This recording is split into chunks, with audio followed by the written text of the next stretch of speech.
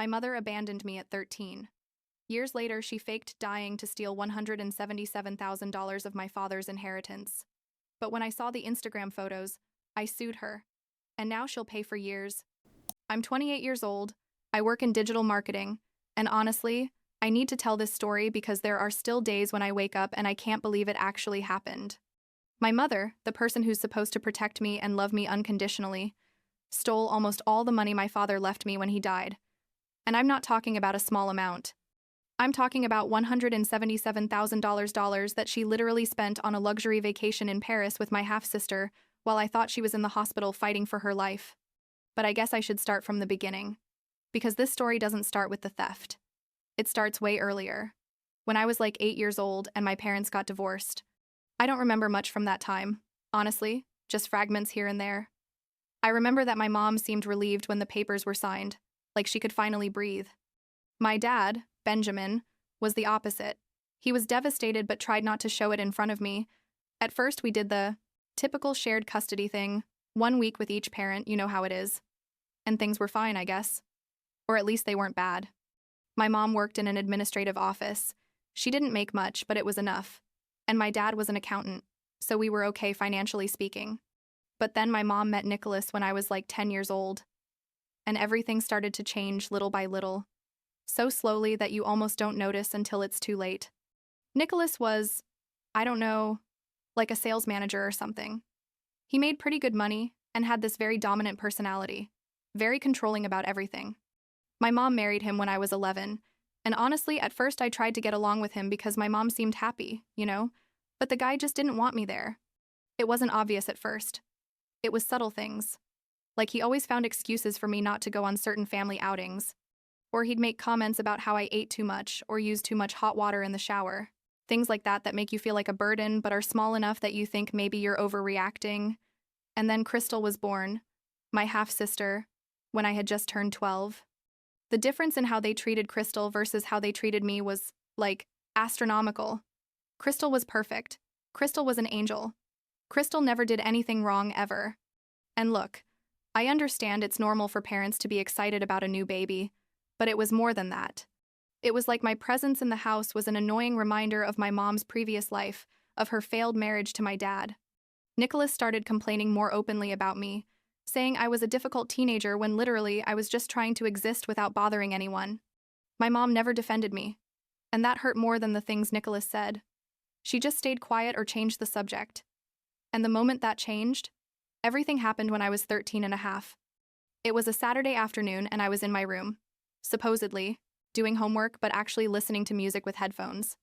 I took them off for a second to go to the bathroom and I heard Nicholas and my mom talking in the living room, and Nicholas said, very clearly, "We don't need her here anymore, Helen. She's old enough.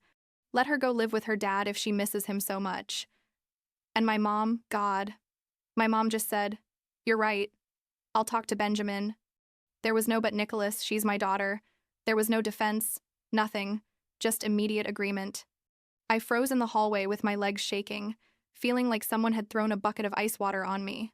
I went back to my room quietly, lay down on my bed and started crying so hard I had to cover my mouth with the pillow so they wouldn't hear me.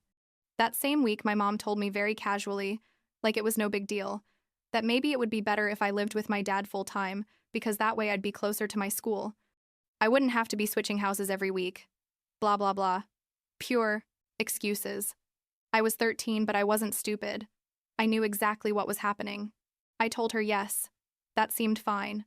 And I called my dad that same night crying.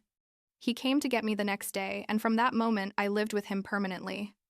My mom didn't even fight for me. Didn't even pretend to be sad. She just let me go, just like that. And for years after that, our contact was minimal, like a text message on my birthday and Christmas. And that was when she remembered. Living with my dad was honestly the best thing that could have happened to me. He was an incredible man, super hardworking. He supported me in everything. He never made me feel like a burden. He helped me with homework, went to all my school events. We cooked together on Sundays. We became super close during those years. Like more than father and daughter, we were like best friends. He never spoke badly about my mom, even though I know he was furious with her for basically abandoning me. He always told me, "Your mom loves you in her own way, Julia, It's just that sometimes adults make mistakes. I stopped believing that around age 15, but I appreciated that he tried to protect her image anyway. I graduated from college at 22, got a decent job at a marketing agency, moved into my own apartment. My dad was so proud. He helped me with the deposit and everything. Things were going well. I was building my life. I had good friends, a job I liked. My mom was still basically a stranger. We'd see each other maybe once a year, if that, at some big family gathering where it was impossible to avoid each other. Crystal was already a teenager by then, like 10 or 11 years old. And every time I saw her, she was more spoiled and more pampered. But whatever, it wasn't my problem. I had my own life, and I was happy with that. Then, like 2.5 years ago, my dad started feeling sick. At first, we thought it was work stress or maybe a flu that wouldn't go away, but it kept getting worse. His stomach hurt constantly. He was losing weight. He looked pale and tired all the time. I finally convinced him to go to the doctor.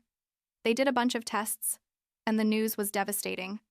Pancreatic cancer, stage 4, it had already spread.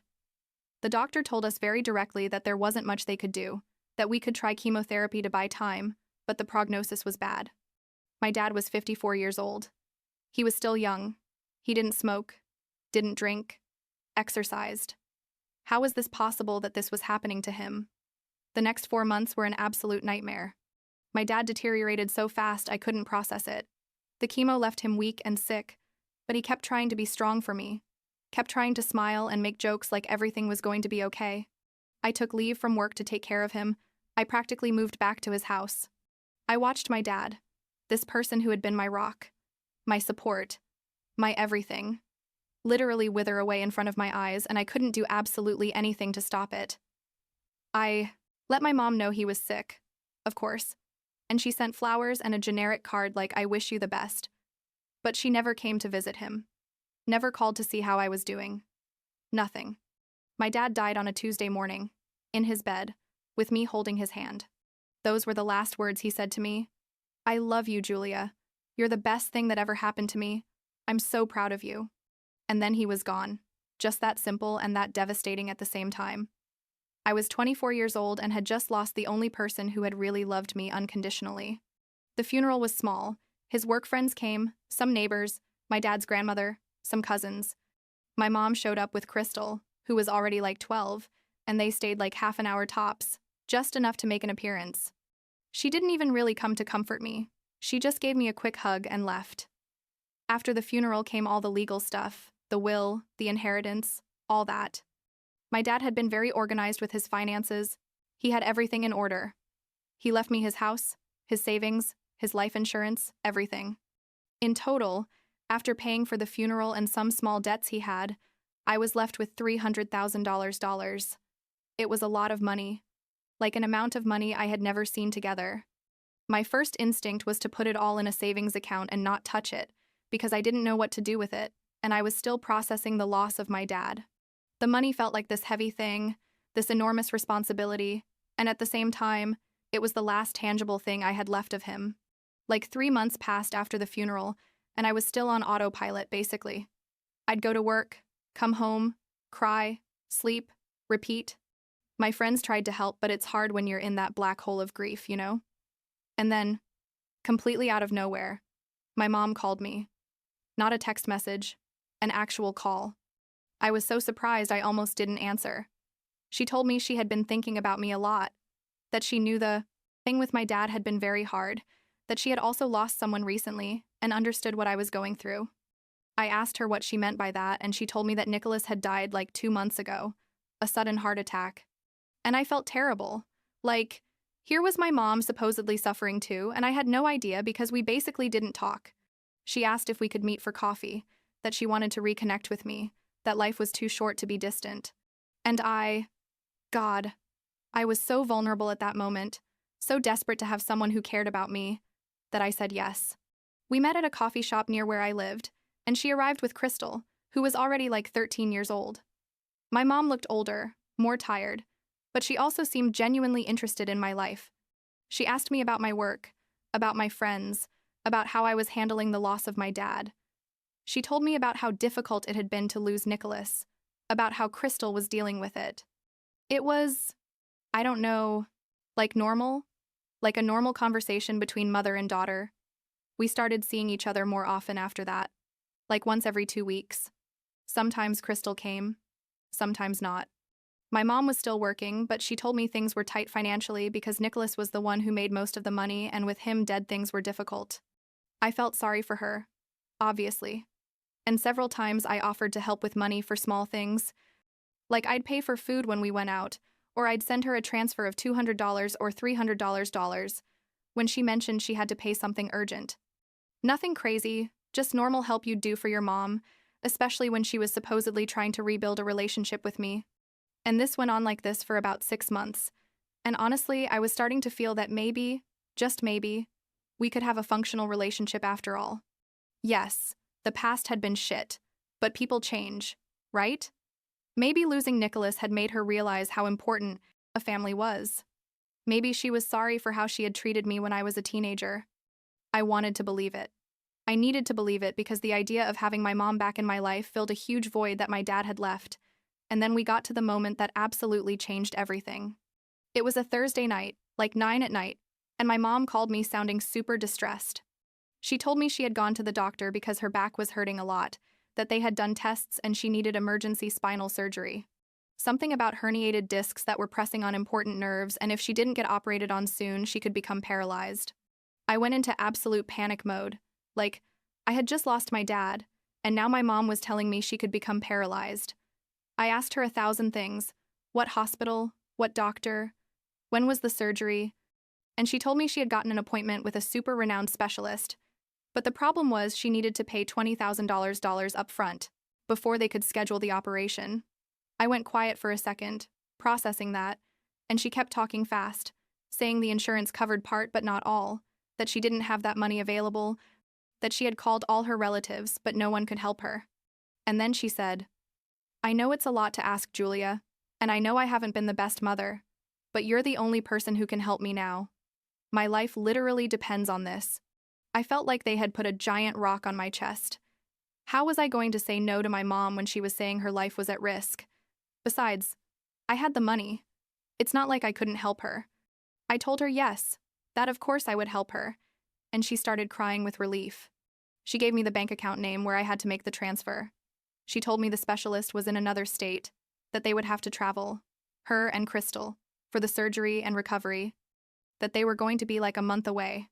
I told her I needed to see the hospital and doctor information first, just to be sure everything was legitimate, and she got kind of defensive, told me she couldn't believe I was doubting her at a time like this, that if I didn't trust her, then we should just forget everything. And I felt horrible, like, here was my sick mom and I was being distrustful for asking for basic information. The next day, she sent me some papers by email that were supposedly from the hospital and the doctor. They looked professional, had logos and everything. I'm not an expert in medical documents like that, so I assumed they were real.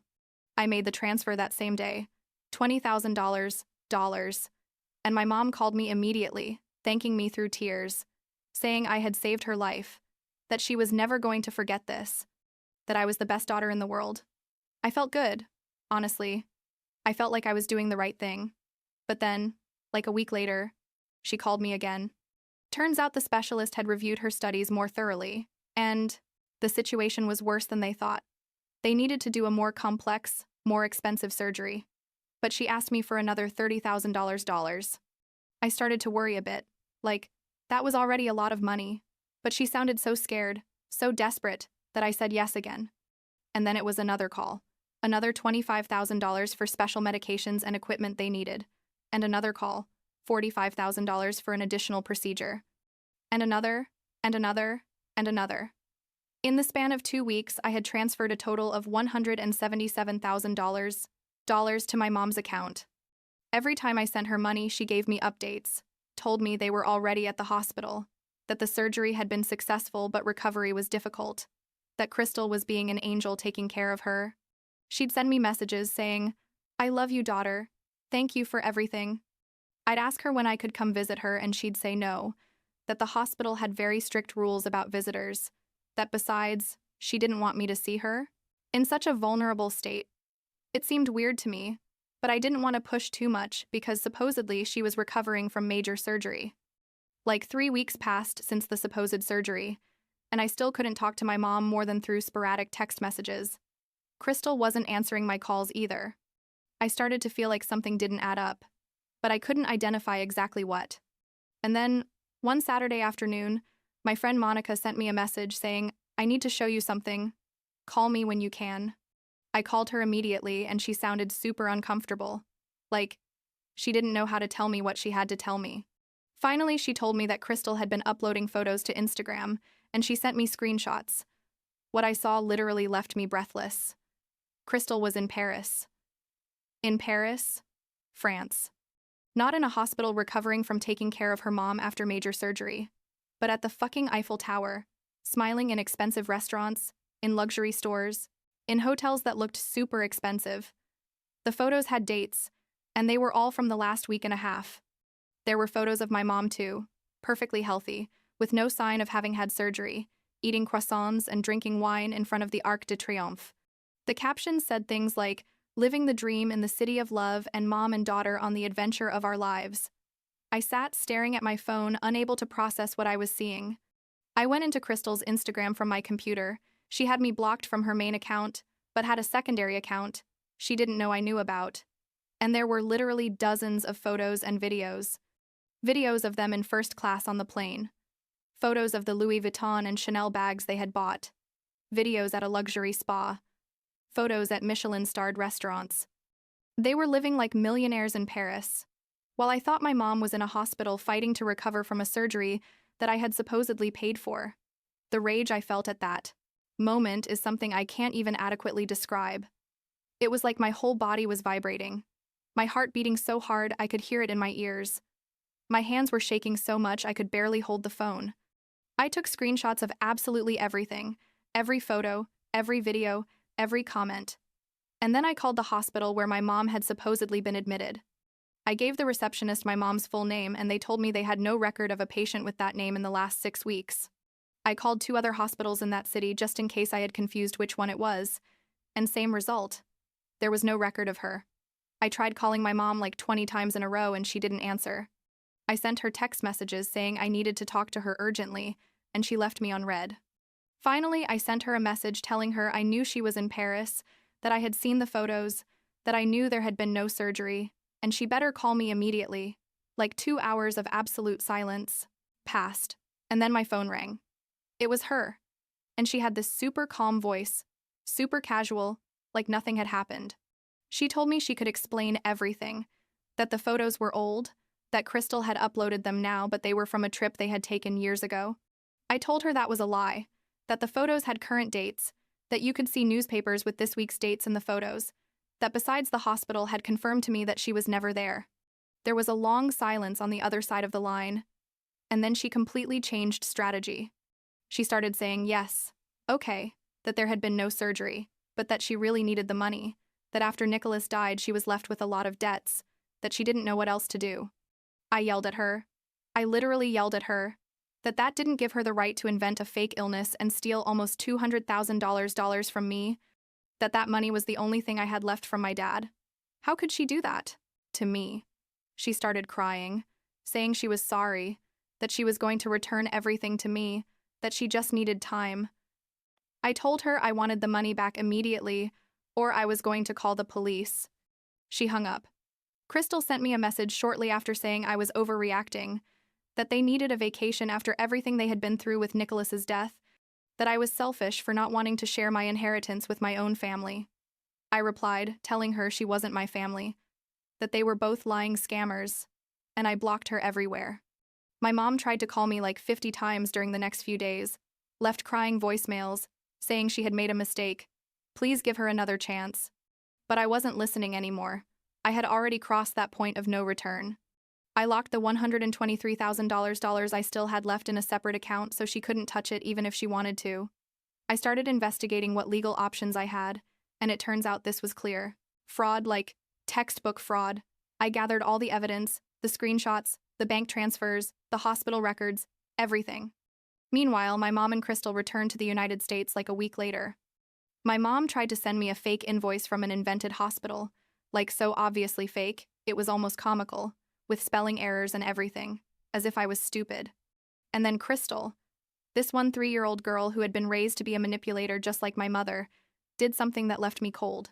She started a GoFundMe, saying that she and her mom were stranded abroad without money to get home, that their family had abandoned them in their time of need. She was asking for $10,000 to be able to pay for return tickets and expenses. I found out because one of my cousins sent me the link asking what was going on, and obviously I had to tell him the whole story. I asked him to please share what had really happened with the rest of the family because I couldn't be controlling all the lies they were spreading. My mom also started calling different relatives, saying I had promised to pay her rent and now I was backing out, that she and Crystal were going to end up on the street because of me. Her landlord called me, an older man who didn't know anything about this whole situation, asking when I was going to send the rent money I had supposedly promised. I had to explain the whole situation to him, show him evidence that my mom had scammed me, and fortunately he was understanding, but told me he was still going to have to start eviction proceedings if she didn't pay. At that point, I decided enough was enough. I hired a lawyer and filed a formal lawsuit against my mom for fraud and defamation. My lawyer told me we had a solid case, that the evidence was overwhelming, that it was practically impossible for her to defend herself. The legal process was long and stressful. We had to go to multiple hearings, present all the evidence, listen to my mom invent excuse after excuse in front of the judge. She showed up with a public defender who clearly knew they had no case but had to try to defend the indefensible. Throughout the process, my mom kept trying to contact me, sending me messages saying this didn't have to go to court, that we could resolve it as a family. But there was no going back. She had crossed a line that couldn't be uncrossed. She had manipulated me at the most vulnerable moment of my life, had used my pain over my dad's death to rob me, and then had gone to live the high life in Paris with my money. There was no possible forgiveness for that. The judge eventually ruled completely in my favor, and he ordered my mom to return the full $177,000, dollars plus interest and my lawyer's legal costs. It was also legally recorded that she had committed fraud, which means she has that on her record now. Obviously, she didn't have all that money available. She had spent almost all of it on the trip and who knows what other things. So the judge established a payment plan. She's basically going to be paying me for years, and if she doesn't comply with the payments, there are additional legal consequences. I cut all contact with her and Crystal after that. I blocked them from absolutely everywhere. Social media, phone, email, everything.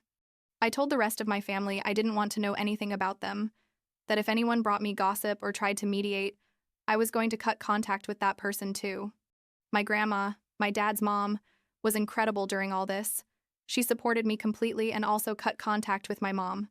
My cousin Caroline was also furious because it turns out my mom had asked to borrow money from her too, like $5,000, with some invented excuse, and never paid her back.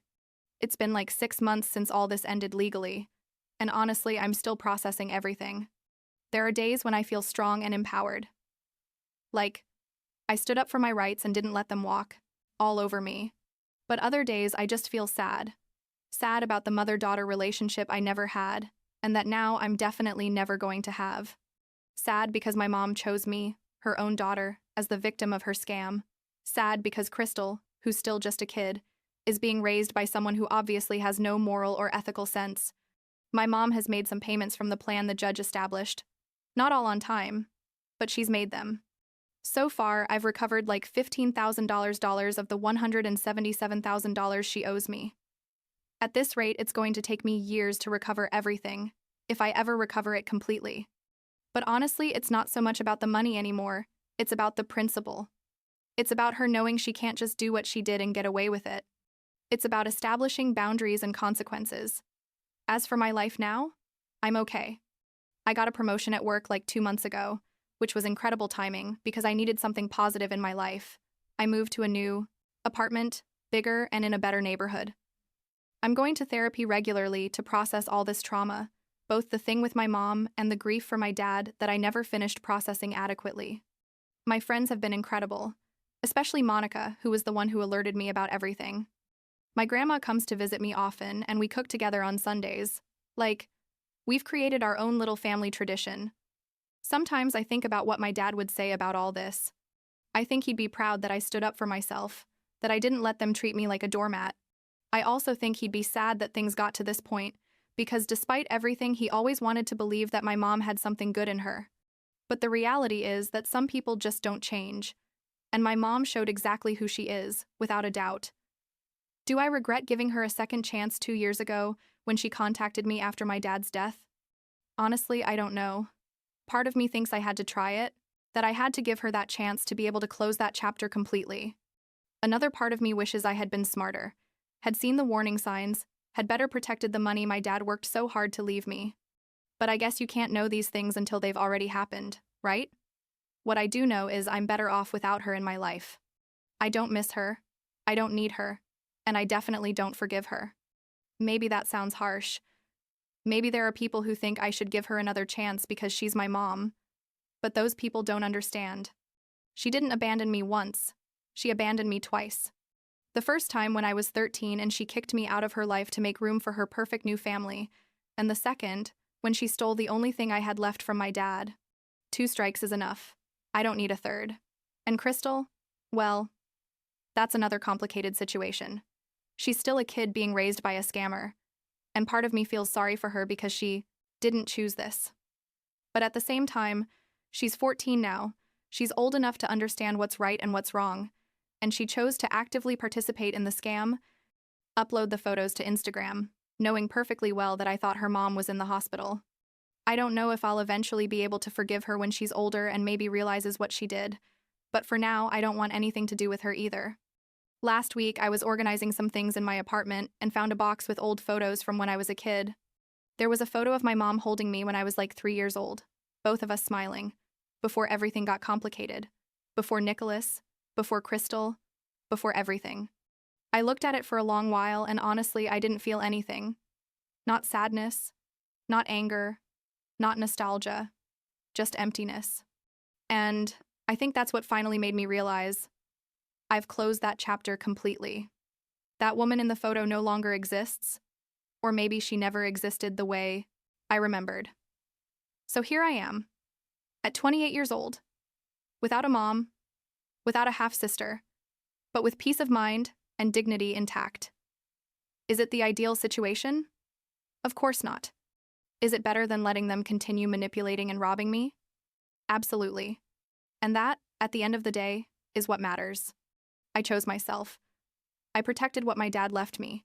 I established clear boundaries, and now I'm living my life on my own terms. And you know what? Honestly, I'm okay with that.